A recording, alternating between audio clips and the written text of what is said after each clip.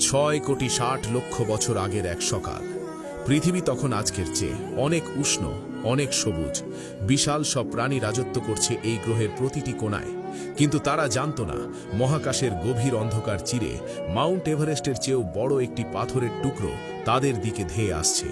আর মাত্র কয়েক ঘন্টা, তারপর চিরতরের জন্য নিভে যাবে 16 কোটি বছরের রাজত্ব। সেদিন আসলে কি ঘটেছিল?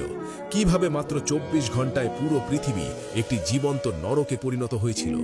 আজ আমরা ফিরে যাব সেই ভয়ানক দিনে, যেদিন আকাশ ভেঙে পড়েছিল পৃথিবীর বুকে। সময়টা ক্রিটেশিয়াস যুগের একেবারে শেষ লগ্ন। আজকের মেক্সিকো এবং আমেরিকার মধ্যবর্তী অঞ্চল তখন এক বিশাল অরণ্য আর জলাভূমি। ভোর হচ্ছে, সকালের সোনালি রোদ এসে পড়ছে অতিকায় উদ্ভিদ আর ফার্ন গাছের পাতার ওপর। বাতাস ভারী, প্রচুর অক্সিজেন আর আর্দ্রতায় ভরা। দূরে একপাল ট্রাইসেরাটপস অলসভাবে ঘাস চিবোচ্ছে। বনের গহীন